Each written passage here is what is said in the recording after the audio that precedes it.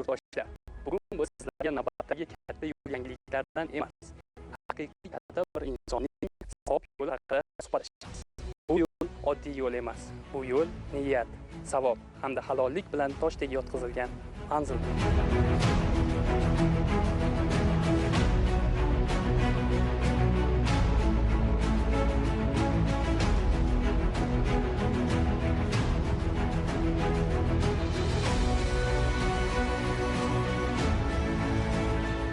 Azizlar, biz hozir turgan ko'cha hech qaysi bir shahar markazidagi ko'chalar emas. Bu ayni Surxondaryo viloyatimizning chekka bir qishloqlarida joylashgan ichki ko'cha hisoblanadi.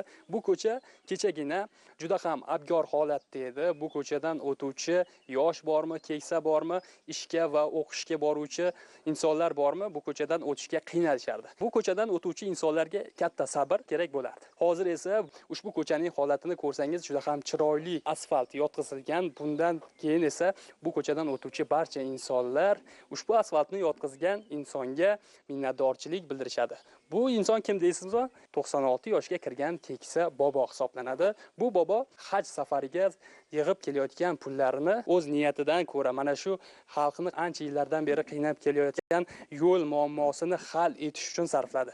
Bu esa barcha mana shu qishloq aholisiga, mana shu ko'chadan o'tuvchi aholiga juda ham qulaylik keltirdi. Muqaddas haj amallarini bajarish ko'pchilikning orzusi. Ammo musulmon bobo hajga boradigan yo'lni emas, balki butun qishloq aholisining ko'p yillik orzusini tanladi. Boboning tashabbuslari bilan qariyb 500 metr bo'lgan mahallaning ichki yo'li asfaltlandi. Endi qishloq ahli musulmon bobo hajga ketmadi, ammo yo'lni jannatga aylantirdi deyishyapti. Ko'chalarimiz mana shu asfalt bo'lishdan oldin yurib bo'lmas edi. 2-3 qishloqdan yoshlar maktabga qatnaydi, yo boshqa joydan kelgan mashinalar qatnaydi. Shu talabga javob bermas edi.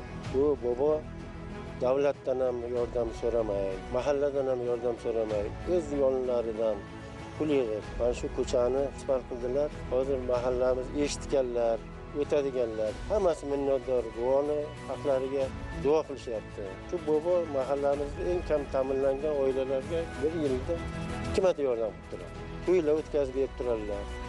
To'xtov joylari yo'q. Urush ortdi, veterani. Yoshlarimiz bormi? Shu bobomizdan o'rnak olsalar arziydi. Musulmon boboning aytishicha, asl savob odamlar ishini yengillashtirishda. Uning niyatini qarangki, o'zim bora olmasam ham, balki shu yo'ldan biror bir hajga ketayotgan odam o'tar deydi. Yosh ulug' ekani, olis safarga sog'ligi va jismoniy holati imkon bermasligini o'zi yaxshi anglagan otaxon farzandlarining sizni suyab bo'lsa ham olib boramiz deyishlariga ham parvo qilmay qat'iy qarorini ma'lum qildi. Bobo haj safari yo'lini emas, bu dunyoda o'zi yurgan qishloq yo'lini ham qishloqlari uchun obod qilishga jazm qildi.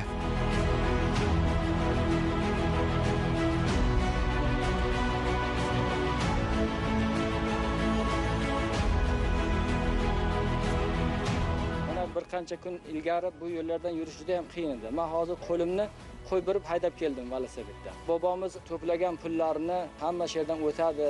O'quvchi-yu, katta kichik bir chiroyli yo'lda qilib qo'yadi deb hajga to'plagan pullarni shu chiroyli qilib asfalt qilib berdilar. Mana shu bobomizni qilgan ishlardan bir ibrat olishimiz kerak. Bu yo'l nihoyatda ulug' ish. Bir hajni inshaalloh undan ham ziyoda qilib savobini olyaptilar. Alloh ajr kitobat qilsin. Shunaqa odamlar bor. Ularning bir yo'lga sarflagan puli boshqalarning hayotiga yo'l ochib beradi. Haj safarini orzu qilgan, lekin savobni yaqinidagi o'z manzilidan boshlagan musulmon bobo ko'pchilikka o'rnak.